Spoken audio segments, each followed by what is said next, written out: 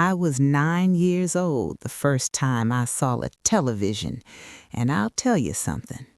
I seen men walk on the moon. I seen the internet. I seen phones that fit in your pocket. But nothing felt as magical as that little black and white box.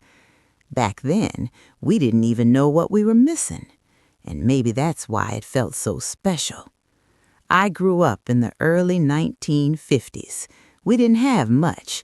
We had a small house, 1 bathroom, 3 siblings, and 1 radio in the living room. That radio was everything. Every evening, my father would sit in his armchair, and we'd gather round to listen to programs. We didn't watch stories. We imagined them. If there was a cowboy show, I could see the horses in my mind. If there was a love story, I could picture the dresses. We didn't need pictures.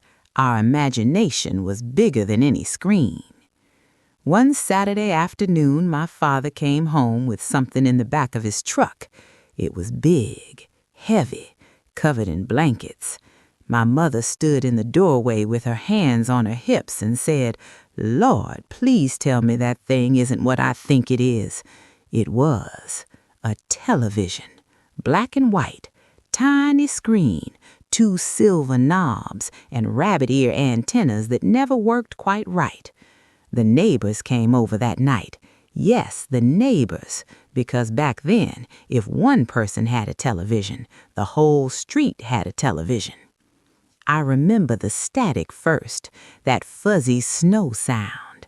My father adjusted the antennas. My brother held them. Someone shouted, "Don't move!" And then suddenly, there it was, a picture, flickering, grainy, black and white, but alive. I don't even remember what show it was, but I remember how it felt. My mouth was open. No one spoke. It was like watching magic happen in our living room. And in that moment, the world felt bigger than our small town. Before television, evenings were slower. We played board games, we talked, we shelled peas at the kitchen table. After television, we still did those things, but now, once a week, we'd gather round that glowing box. My mother would say, "Don't sit too close or you'll ruin your eyes," and we believed her. There were only a few channels. When the station signed off at night, it just ended. Imagine that. The world didn't run 24 hours. When the TV turned off, you went to bed. We didn't know we were witnessing the beginning of something enormous. We didn't know one day there would be hundreds of channels, streaming, reality shows, news 24/7. Back then, television wasn't background noise. It was an event. It brought neighbors together. It gave us something to talk about at church on Sunday. And somehow, it didn't replace conversation. It added to it. Sometimes I think about how different things are now. Everyone has a screen. Everyone has their own show, their own device, their own little world.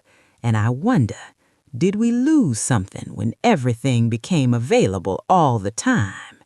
Maybe, or maybe we just gained something different. But I'll always miss that first night when one small flickering picture made an entire room fall silent in wonder. It wasn't just a television. It was the first time I saw the world without leaving my house. And even now, at 75 years old, I can still hear that static. Time moves on, but memories, they stay right where we left them. This is Echoes of Memory, and tonight we remembered. Before we finish tonight's memory, I'd love to hear your story. Do you remember the first time your family bought a TV? How old were you? Was it black and white with rabbit ear antennas or a big colorful screen that felt like magic? What do you remember most? The neighbors coming over? Your father fixing the signal? Your mother saying, "Don't sit too close," or the first show that made everyone sit quietly and wonder? Close your eyes for a moment. Hear that old static. See that tiny glowing screen. Feel that excitement again. Now come back and write your memory in the comments. Tell us when your first TV came home and what you remember most about that night. Because here on Moments We Remember, your memories keep the past alive. So don't be shy. What was your first TV memory? Write it below. We're reading every story with love.